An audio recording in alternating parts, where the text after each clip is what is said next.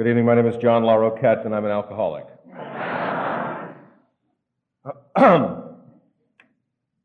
I've used my last name ever since I got sober in this program, and at this point, it seems pretty ridiculous to try to stay anonymous, so. But the reason I do it is that an old man once told me when I was very newly sober, he said, everybody in town knew you were drunk, they might as well know you're sober.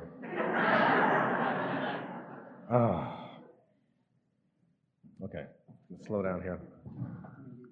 What is this? Oh, thank you very much. Gin? Yeah.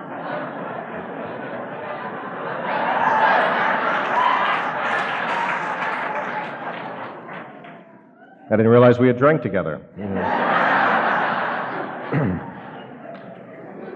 He knows my habits. Okay. Well, a lot of people here. How many actual alcoholics? How many Al-Anons? Two.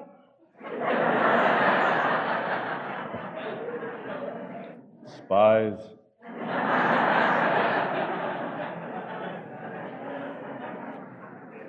Well, I hope you're real Al-Anons. Like my wife. I jokingly say that my wife is the kind of Al-Anon that if she were to go down in a plane crash right before it hit the ground, someone else's life would flash before her eyes.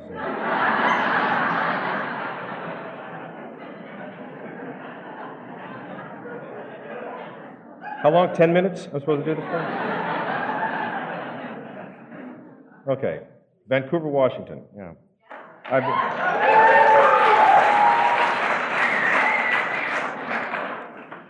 I also wanted to say there was a great vote of confidence that they had the raffle before the speaker. And I haven't seen anybody run out of the place with their goodies, so it says something. No matter how many times I do this,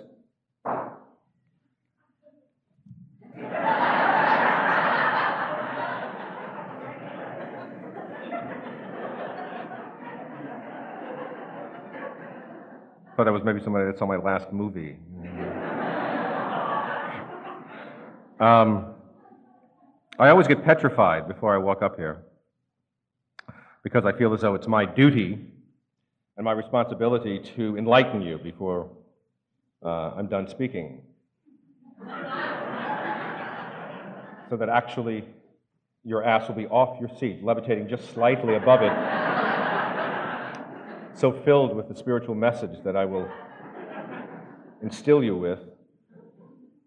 And the truth of the matter is that once I get up here, I get even more scared. But I guess the good thing about it is that I really don't have to make anything up, I don't have to learn anybody else's lines or wonder how it's going to turn out, what you're going to think of me, because it really doesn't matter to me deeply. I mean, really deeply. On the surface, it matters a lot, but...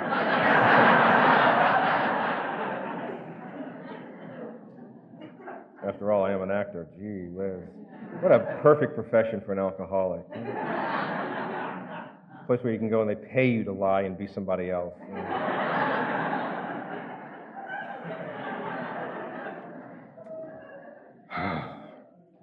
But what it was like, what happened, what it's like now. That's pretty simple because I remember most of it. As Charles Dickens said at the beginning of Great Expectations, I am not going to tell you what actually happened, I am going to tell you what I remember happening. Which in some cases could actually be very unique and different from each other. Just so that those of you who are not been around a long time, and so that you know that perchance I have a little sober experience to speak from. My last drink was February 6, 1982, so I've been sober for a tad. What is that? I promised that I'd never use this line again, but when you people applaud this shit, it's just, a friend of mine, an old man, once told me that congratulating a drunk for not drinking is like giving a cowboy with hemorrhoids a trophy for not riding his horse.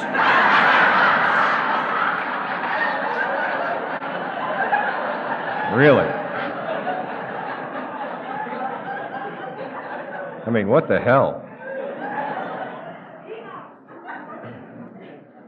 I retired that line years ago, but it just keeps coming back to me, Brian Gumbel, actually, was the last person I said that line to on national television, but I can understand earthlings applauding that, but Christ, I have nothing to do with this, I have nothing to do with being sober. I just happen to stop drinking.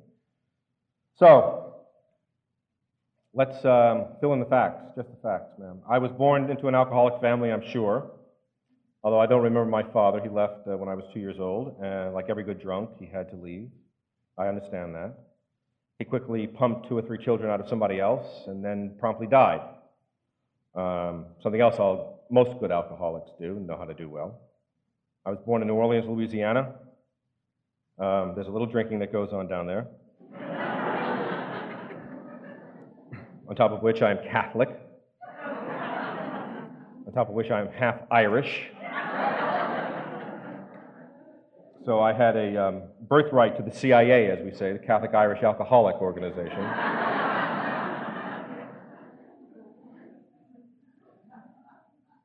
It seems as though I was afraid from the moment I was born. The story is told that my mother was in labor with me for almost 4 days, that I did not want to leave where I was. It was warm, it was wet, and I could drink all I wanted.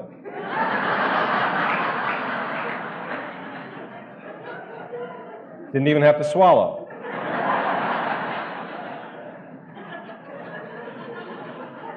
I've often had dreams of being a full-grown man with this wonderful tube just connected to this everlasting vat of Johnny Walker over in the background with tits.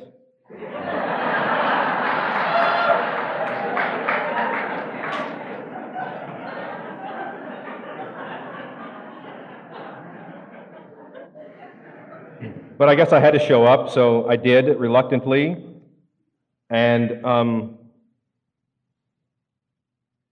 I was also an only child until I was 16, I think, and my mother had another child from another marriage. He died when he was 2 years old. So for all practical purposes, for all of my formative years, I was an only child, which was a bit of an anomaly in a Catholic Irish city like New Orleans, and French. I'm mostly French, but there's a lot of Irish. All my cousins, my aunts and uncles had 13, 14, 15 children. I mean, Jesus.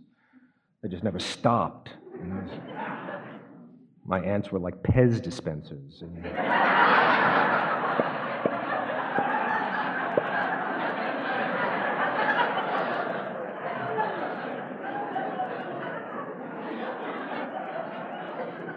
So it was a perfect recipe for an alcoholic, because I felt alienated from the moment I could remember. No father. In those days also it wasn't like the modern times of equality these days. There wasn't like mommy and daddy are just going their separate ways, and you're going to spend a week with mommy, then a week with daddy, and daddy's going to take you to Florida in the summer, and mommy's going to take care of you during school. My father was dead, as far as anybody in my family was concerned. He lived 3 miles down the road, but I never saw him. He was dead to us. I was never called John by any of my relatives, by my mother, anyone in the family. I was called by my initials, JB, my first 2 initials. They didn't want to say the name John around me because his name was John. So I felt pretty alienated, I think, from a very early age, and rather afraid. I describe myself somewhat jokingly as a coward, but it's really true, I was. I think that had I been born an earthling, it might have been different. But I wasn't. I was born an alcoholic. And so the regular kind of traumatic, perchance trivial, sometimes impactful events of a child's life, if they are an earthling, they perchance have some processes by which they can interpret these events and not have them cripple them. I had no such ability because I am an alcoholic. I am, in the same breath, the worst piece of crap in the world and God. And the battle within me was ever raging for who was actually going to win out. And inevitably it was the piece of crap. But there was this also innate arrogance and superiority that I found helped hide the enormous amount of fear that was ever present in my life.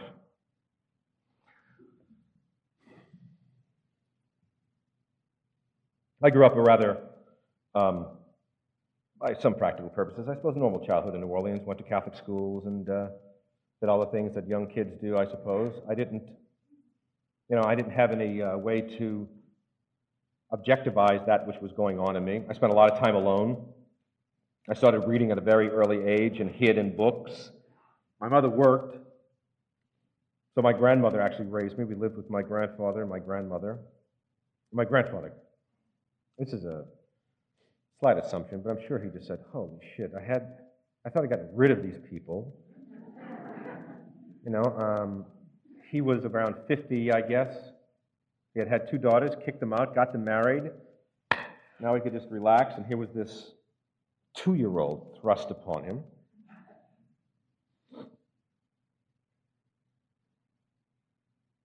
And he was just a stern fellow. I don't think he was abusive. I don't remember, unless there's money in it, I might remember some incest, but I don't think there was.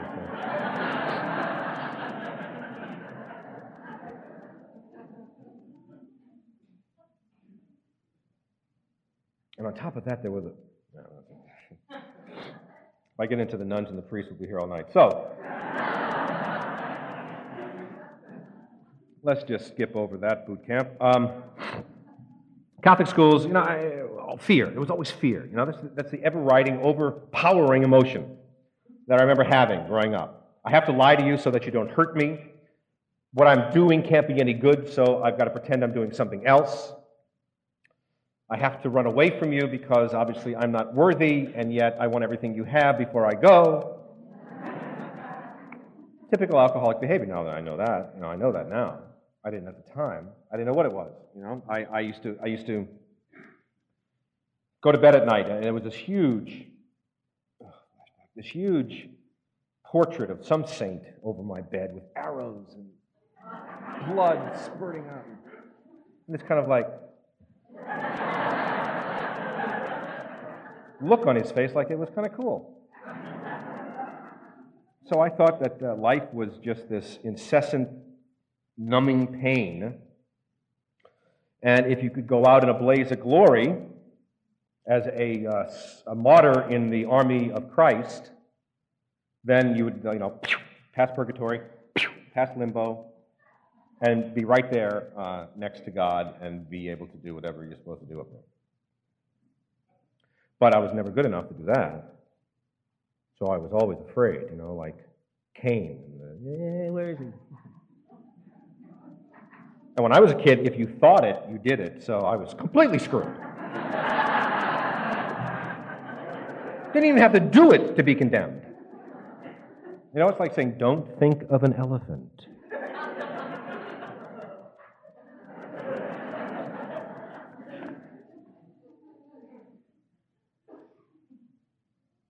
I didn't start drinking until I was 18 years old.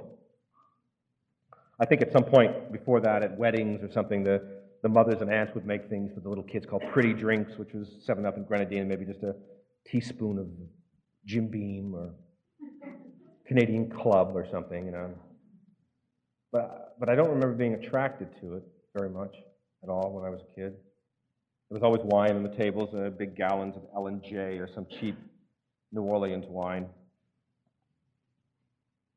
And the behavior of alcoholism was so prevalent in everybody I knew, it seemed, now that I look back on it. There was no way to judge what was normal and what wasn't. So many of my relatives died of it, but they didn't die of alcoholism. They died of falling down the stairs.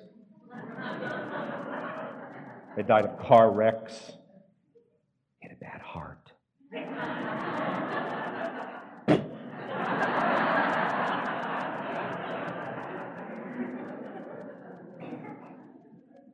Kind of deaths when you're done, you can donate your liver to the NBA.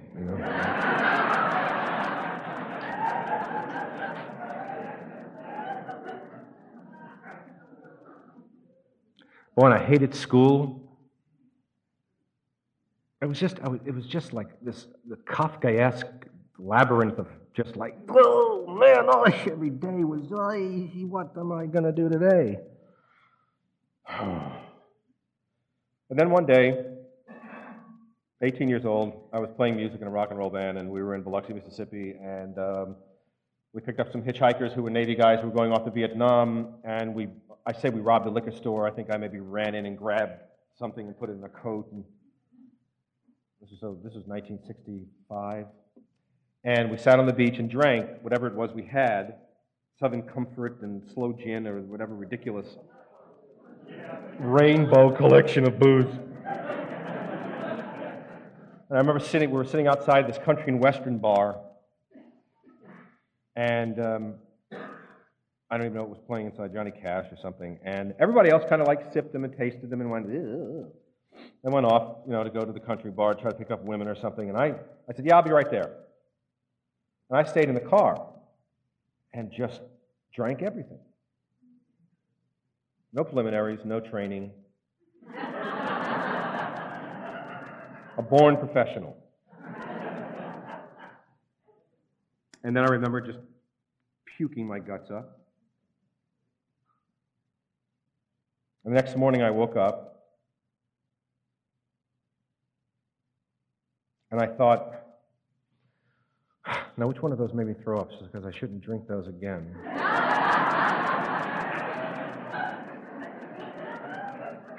But quite honestly, I know this is AA, but my story is my story. I discovered marijuana shortly after that. And actually preferred those drugs to the drug of alcohol for quite a while. I drank occasionally, but this was the 60s after all. And so I became, I guess one would call it a pothead, but I took everything. I mean, I had no discrimination. That gene is gone from my brain. There was no like, well, I prefer, sometimes I like.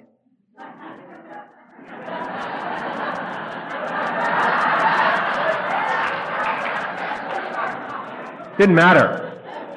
I swear to you, it did not matter. I would do anything. 4 bottles of Robitussin, I don't care. Just get me out of here. And that's what it did, boy. It got me out of here. Not only did it get me out of here, what it really did for me, which was even greater than getting out of here, it allowed me to believe what was in here. There was so much bullshit in here, so many personalities and, like lies about what I was, what I did, who I was. That sober, it was real tough to keep all those balls in the air. To look at you and go through the data bank and go, okay, who do they think I am? Who did I tell them I am? But with booze and particularly psilocybin, it's great. It's like a 3D display in front of me, like a huge database, and I had absolute instant access to all of it. And it was spectacular, I remember being on a television show, and it was a show about alcoholism and drug addiction in this country, and all these people, no, you shouldn't do that. You shouldn't do that, children. Nancy Reagan and whoever the hell was around those days going, it'll kill you, it's horrible. And I remember speaking up and saying, one of the things I think we should tell kids is that probably the first time you do it, it's going to be great.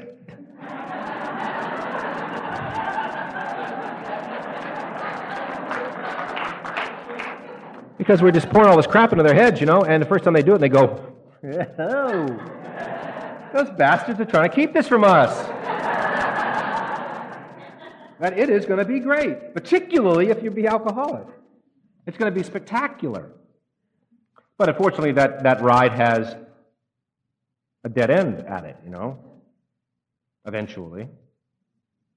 So it felt great, and it was wonderful, and what trouble it got me into, I just put down as life experience and adventures.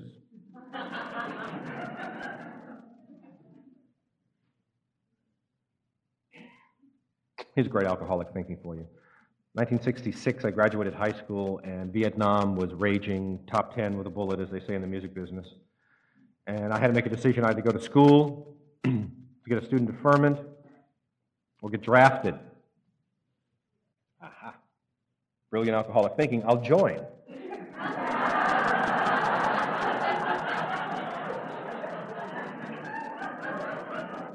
because I didn't want to go to school. I didn't want to get drafted. I figured I was much too tall for a rice paddy. So I figured I could join and then convince them to let me go.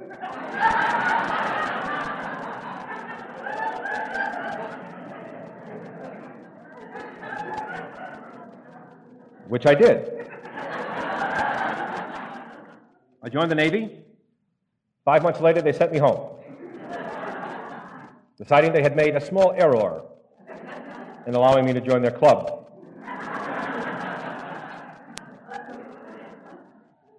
I mean, it's warped logic, but it worked. And it's amazing to me how well we can so completely screw up our lives and still survive. You know, we're like Gumbies. We just sort of hit a wall and transform ourselves into a little ball, bounce away, come back alive. Now, the litany of the late 60s is, you know, it's like the litany of, I'm sure, many children of the 60s litany, from city to city, drug to drug, job to job. I worked in radio a lot. It seemed like the only thing I could do because I could sit down and do it. Nobody had to look at me doing it. I got married somewhere along there in lines in 68 to 69.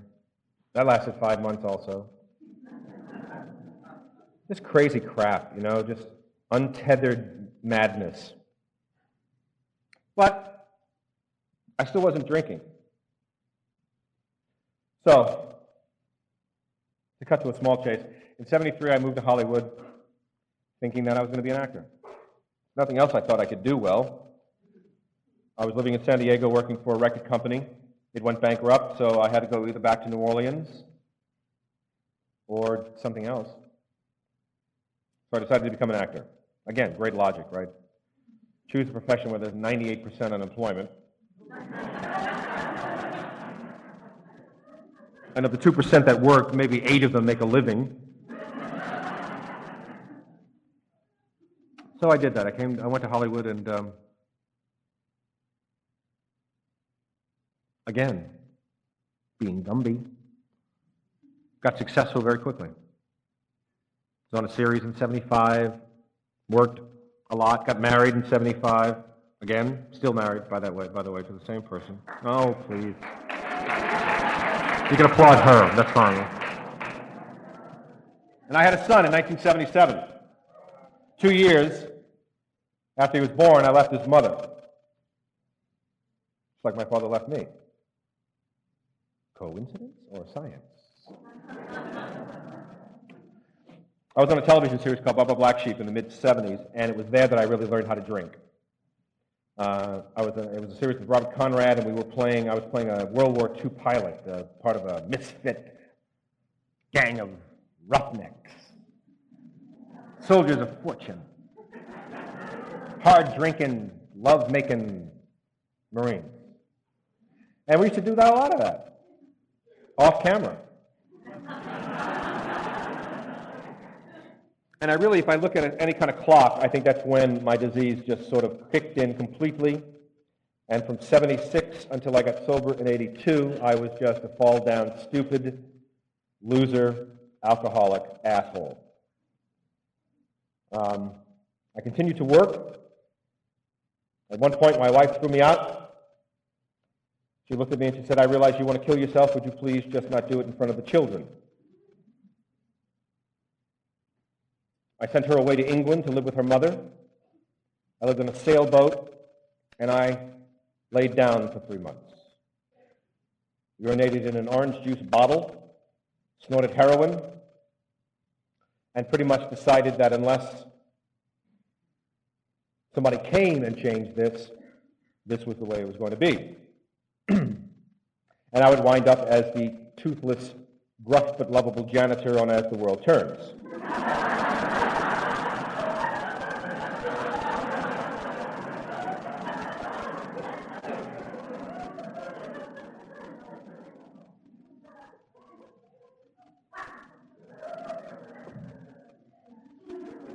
But again, the Gumby phenomenon took its place.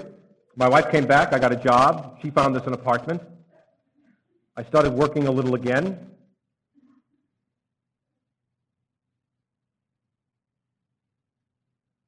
I did a movie in 1981 called Stripes, and I use it only as not as to fanfare you with my resume, but it's a turning point in sort of the last chapter of my drinking.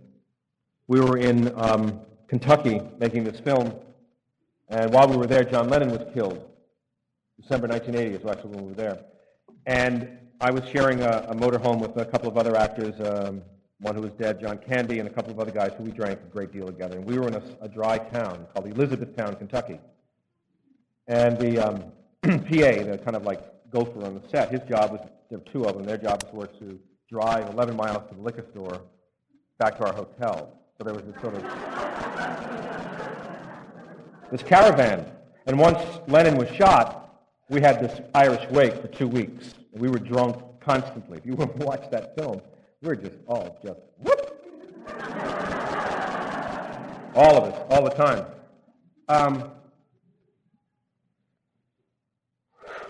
And it got pretty funky. So I came back from that, and in May of 1981, I disappeared. I had the habit of disappearing. I used to like to drink in my car by myself. I'd go park on the beach or outside of a church and just drink.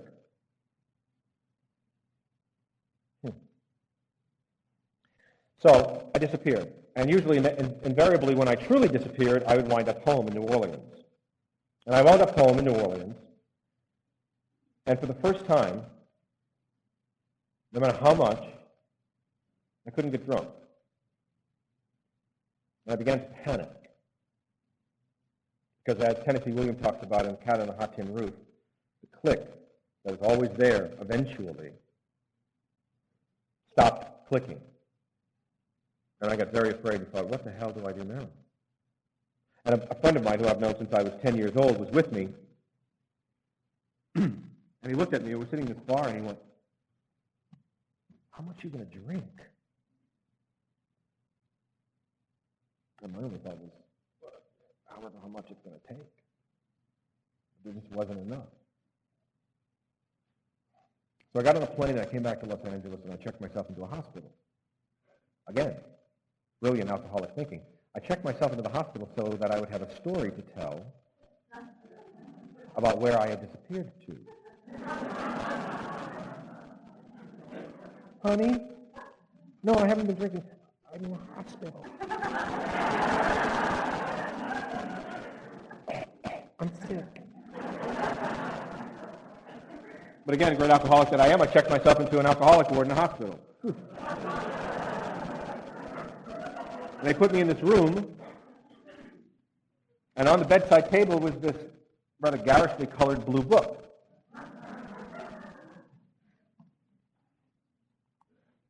And I read that book that day, sitting right there. Didn't stop till I was finished. And at the end of that book, I realized exactly what the problem was. I'm an alcoholic. Never said those words before. You know, I jokingly said that I, like Dylan Thomas, when asked what he wanted to be when he grew up, he said, I want to be the drunkest man in the world, Daddy. And that's all I was. I wanted to be Dylan Thomas. I wanted to be Eugene O'Neill and John Steinbeck and Charles Bukowski. I wanted to barrel my way through life in a haze and screw all the beautiful women and drink with all the great men. But I was an alcoholic. So, I mean, that's being known. It allowed me to drink in peace.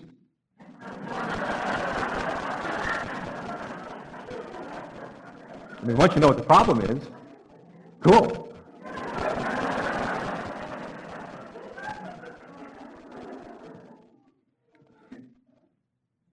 Because my wife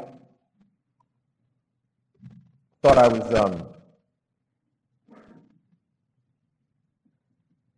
put it this way, she had a slightly difficult time accepting that I was an alcoholic. As I said, she's very English, and it's pull yourself up by your bootstraps, asshole, and just get on with life. So I checked myself out of the hospital after going to one AA meeting. It was okay. It was interesting. This is 1981, and so most rooms were, sort of barren and old men in trench coats. And you walk into a room, they have you a cup of coffee and a Marlboro as you walk in.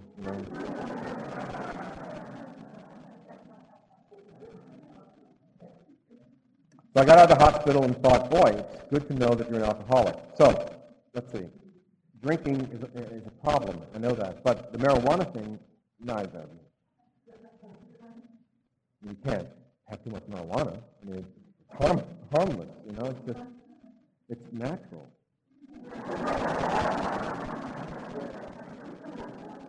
So I went on the marijuana maintenance program for a while. But you know something? That shit makes you thirsty.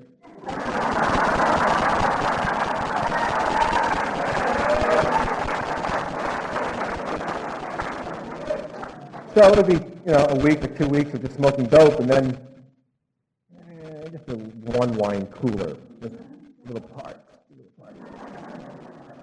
So this went on from May of '81 until February of '82. So for 7 months or so, I kind of wafted around the thing, kind of. And then I got a job on sitcom. I was fired from the job 2 days into rehearsal. Nothing, there's no bullshit, nothing to do with me. There's casting director, et cetera, et cetera. There was a network thing going on between them, and it wasn't a true reflection of I didn't screw up. I never screwed up working, I can say that with some pride, although when I really look back on it, how many days I showed up drunk but still did the job.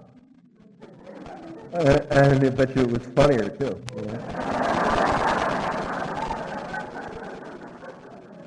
I remember doing a play, I'm jumping back in time now, but I remember doing a play called Long Day's Journey into Night by Eugene O'Neill. It's a very serious play. It's two brothers and a mother who's a morphine addict, and the father's this famous actor. The youngest son is dying of tuberculosis, and the oldest son, who I play, is this raging drunk, and it's a great American play, but it's rather heavy. And one of the last scenes of the play, my character, after the mother has gone off the wagon and started shooting morphine again, comes back from the local whorehouse drunk. Really drunk. Rachel Robards originated the role on Broadway. And I thought, in the sort of Marlon Brando-like life that I was leading, to really do it right, I should be drunk. So about halfway through the run, right before the scene started, I would stand behind stage and take a half pint of Wild Turkey bourbon and just chug along it, not stop until it was done. And the scene's about 25 minutes long, so about 8 or 10 minutes into the scene,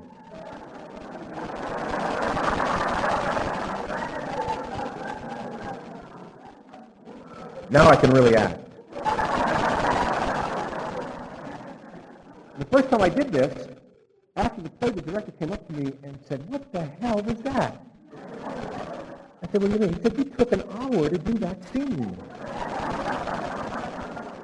And I thought it was just so filled with life and emotion. But most of the time,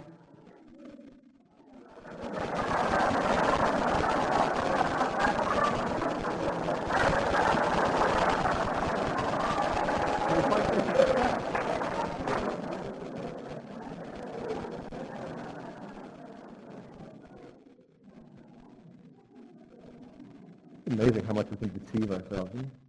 Anyway, so I got fired from this job, and I had money in my hand. And I had a friend at the time who I acted with a lot in the theater, a fellow named Tom. And he and I drank together all the time, and he introduced me to heroin. And so we partied around a lot. So this night I went out and bought a bunch of booze and a bunch of coke. And I was at his house. And I was just drinking and stuff, and, just doing the thing. And, I've said this as many times as I've pitched, but I just can't help but explain to you this is what happened. I stood, all of a sudden, on the other side of the room, looking at me, this large, sort of angry, sad Hulk at this table with his nose down on the table, just spewing this load of crap. about how screwed up the business was, and when I was running it, it was going to be different. These bastards don't know art. And really, for that instant, I mean, I didn't know who the guy was. And I said, what a poor loser bastard this guy is. One of those astral projections, you know.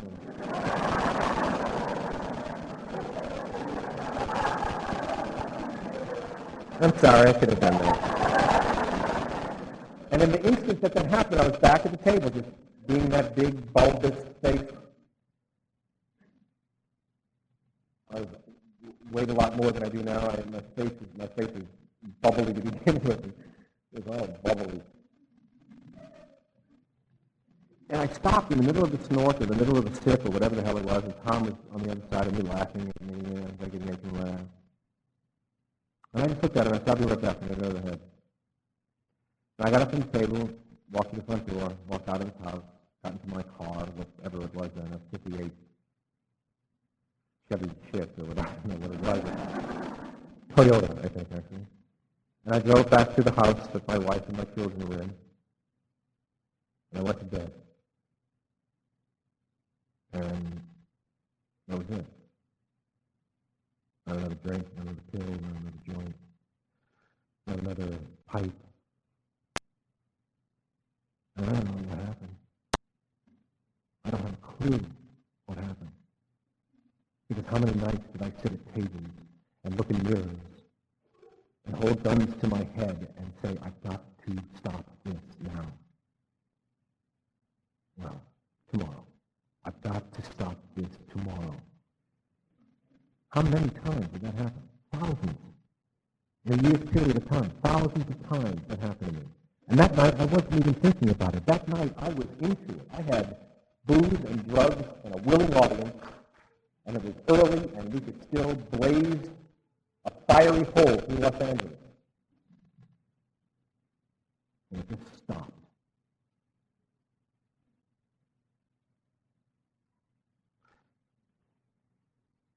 You know, I got to tell you, I'm not a big believer in God. I've never been. I certainly was afraid of the one that was ascribed to me growing up in the Catholic Church. I was scared to death of the bastard. I kept thinking, what a sadistic son of a bitch you must be. But I never believed in it. I never loved it. I'd only prayed to it when my ass was in a sling and I wanted to get one more day out. And they deal with anybody at that point. And in the 16 years I have been sober, I'm still very ambivalent about that entity. But something happened that night. The next morning I woke up and called the guy that I had met at the first and only meeting I'd gone to while I was in the hospital. And said, okay, I can't drink anymore. What do I do now? And that night I went to a meeting in Hollywood and just started the thing. I didn't have a whole lot of attitude at that point. I mean, I thought at some point soon I would teach her how to do it, but I'd be willing to lay low for a little while. It didn't bother me. It didn't scare me that I'd have to be in these rooms the rest of my life. I sort of liked the idea. I got kind of pissed off when I saw the word God written everywhere at first. And I thought that each of us was individually different, unique. Until about a month into sobriety, and I was at a meeting in the basement of a church. And my habit was to stand in the back of the Yankee baseball cap on, leather jacket, and sort of stand the whole meeting and look at the backs of all of you. And just rip the crap out of you. Hey, how you doing?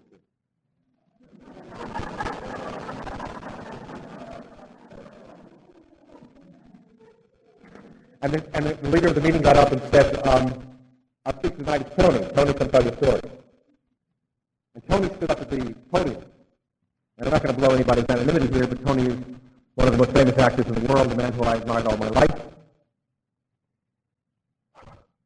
And as he spoke, as the saying goes, my life fell out of his mouth.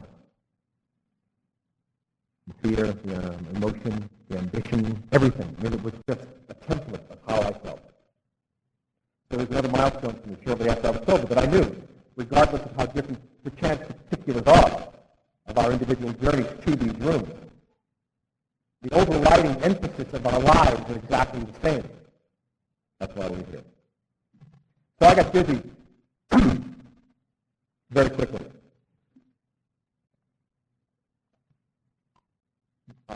I didn't see anything wrong taking big books to bars.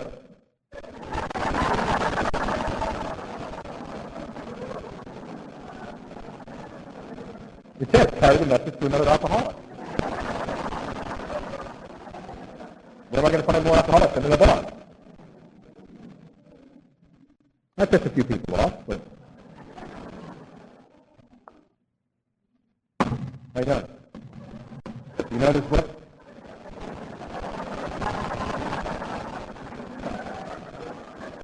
Easy. I'm just doing my own little Jehovah's Witness for a little while, you know? Can I talk to you for a little while? I have some good news for you.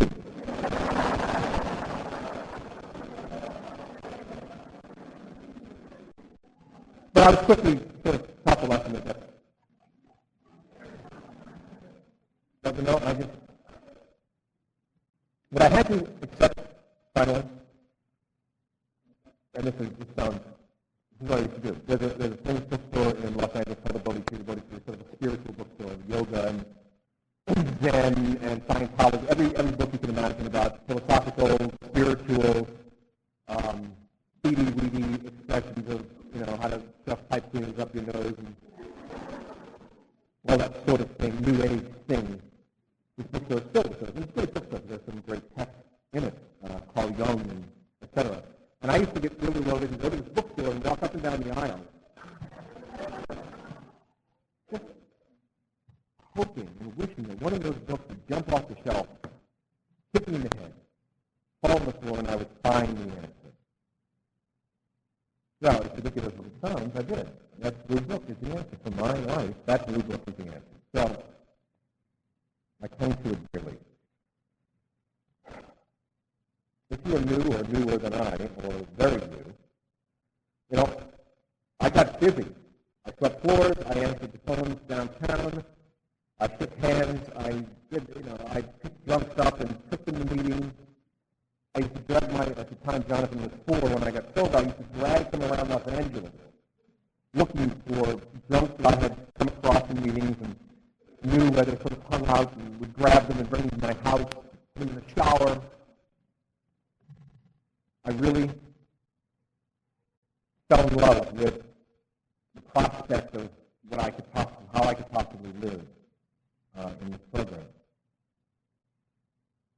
And I got to tell you, and I don't mean this in any cocky way, but from that moment, around 11 p.m. on February 5th, 1982, I have not had the slightest urge to change this way of life.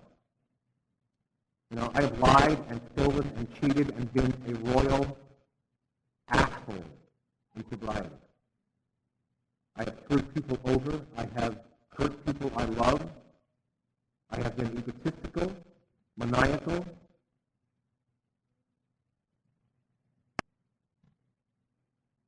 But I've stayed sober, and I know to the world that may not mean much. But it's all I got, because without it, there's no chance of me ever not being a jerk or a liar.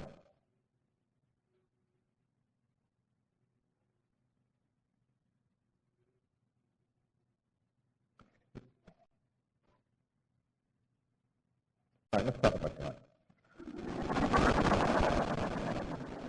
Because it's real important, Because I was reading in the book as I was flying here today, the story about the guy, I'm not a big book, like Real Thumper guy, I can't I'm 42,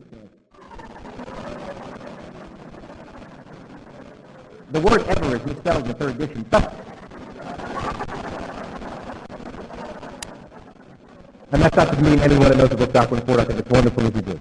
I really do. If we can't laugh at ourselves, really, whoa. But anyway, in the story, they're telling about this guy who went to Carl Jung, who, was a great Viennese, Austrian psychologist under Freud. And Jung, unlike Freud, Jung really believes in the spirit world, really believes in God. He was a Catholic. And he talked to this man, the fellow, I guess, who eventually went to the Oxford group, or wherever the hell, I don't know, the story that Eddie eventually met, I guess, with this guy. And Jung talked to him about that the only people he's ever known that had this fundamental atomic level change. And I know that's what happened to me. And in some degree, it had to happen to every one of us, or will happen to every one of us. Otherwise, we will not stay here, I don't think. Because if you're still for a long time and you're miserable, really miserable, maybe you should like drink a little more.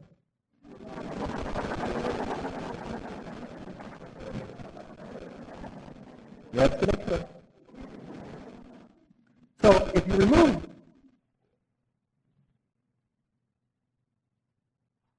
I hate to use this in therapy sessions because I don't believe meetings should be, but I'm really, after the amount of time I've been sober, and I'm still struggling, really struggling, intellectually, spiritually, and emotionally with this whole concept of not a higher power. I believe in a higher power, and I think, whatever that is, for the second step. Because if the second step it said, came to believe that God could restore to sanity, I would be screwed. And maybe a lot of us would be screwed. But it's this higher power. I can plug into that. I live close to the ocean in California, and I know that this power is greater than myself. Every day, and then taught that lesson. When I was really sober, I kept yelling at my sponsor. My first sponsor was a Jew, fat, atheist. But one of the most spiritual men I've ever met. Truly spiritual. My home different was I went to Vietnam.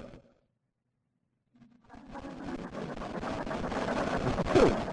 But I'll tell you what, in those meetings, I see more sometimes searching for spiritual connections than I do in Lizard Lip, Mississippi,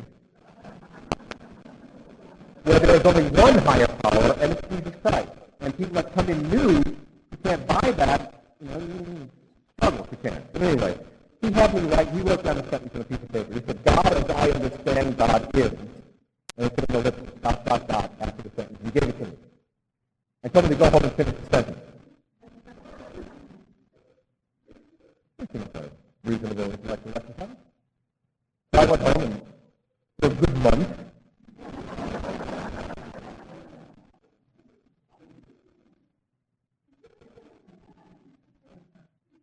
I pondered, boy. I really pondered. I came up with this existential, Stephen Hawking reality. The metamorphosis between Hinduism and Buddhism and Catholicism. I mean, this enormous, almost cataclysmic explanation of what runs the universe. And when I was finally satisfied with it, I brought it to him proudly and gratefully. And he immediately took it and without reading it, tore it up.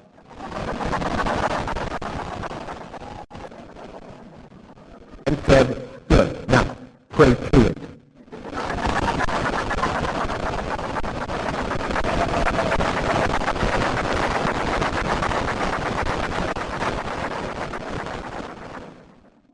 I think of it, and I do.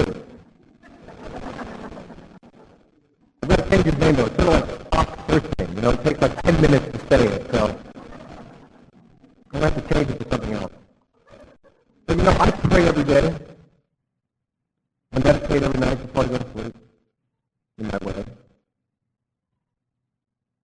I think the only essential that I need to remember is that if there is a God or not, I'm not it. And as long as I keep remembering that I'm not it, even if it's the random chaos of the universe, then it's okay. I just have to stay out of my own way. As my sponsor said, the first thing we do is fire our minds. And I had to fire my mind. And and believe me, it's like a government employee. It doesn't quit easily.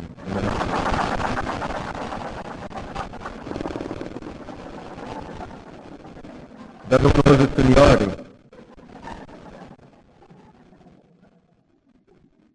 But it's a fantastic experience. My son,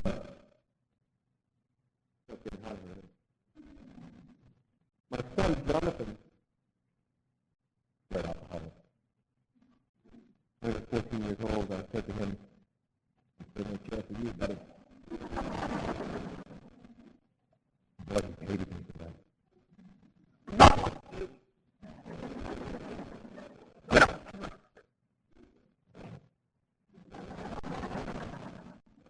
When I found the 4 pounds of marijuana in his truck, I said,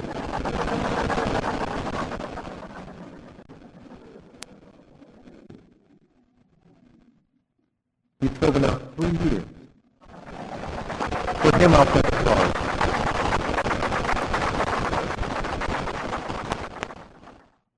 One, he's sober 17 years old. I said to him, well, I thought about the sober 17 months ago, really makes something like that. And it's remarkable to see it in him.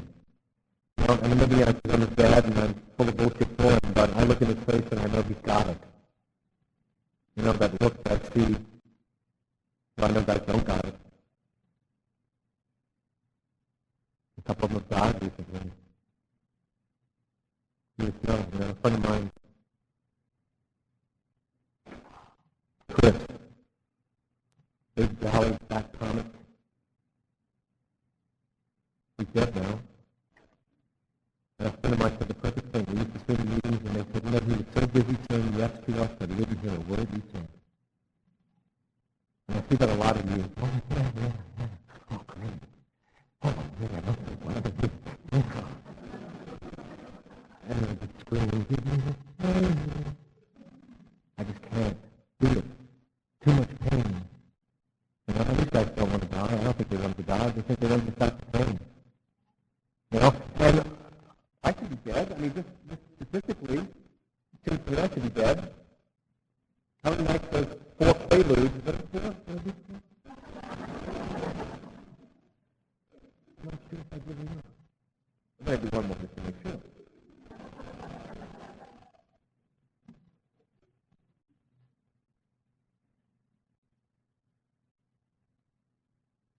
We shouldn't be here. You know what? We're all nice, sitting here all pretty. What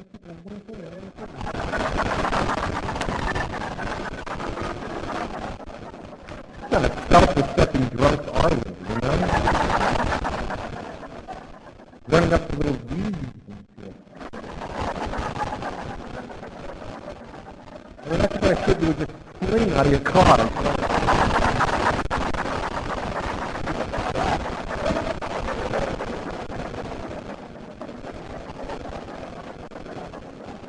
But isn't it nice that you get to a place in life where you're just an old, boring, smart, white guy, you know? But who ever thought we would stay around long enough just to be like old, boring farts?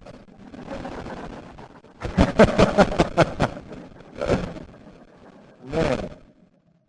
So, it's getting hot, and I just want to say, in somewhat of a serious note, if you're new, please don't go anywhere. Stay here. That sounds like bullshit if you don't believe it, but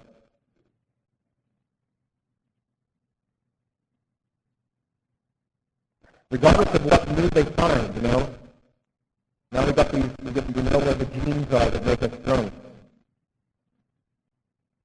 Like that gene up and you don't want to drink anymore. Okay, fine, but,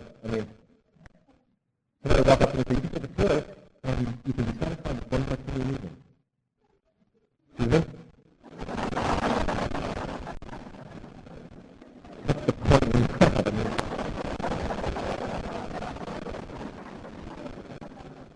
But it'll take me 5 or 6 drinks just to decide what I wanted to drink that night.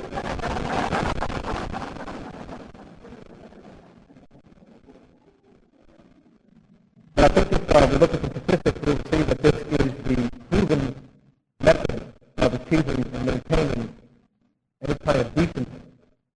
Not just sobriety, but life. I see guys out there with these programs that, if you have the teddy bear and you got the little child, but you know what? It seems to me it's about, if you don't handle your shit on an everyday basis, there's nothing, you know? I describe this program like dialysis. It's just like dialysis. I can come here and I can get all my kidneys cleaned out and it's great. But once I come back, on a regular basis, my kidneys don't start to pop again. You know, we're just not ready. Respect for that, though. I'd like to thank everybody in the committee for asking me here. I've enjoyed very much speaking with you. Thank you for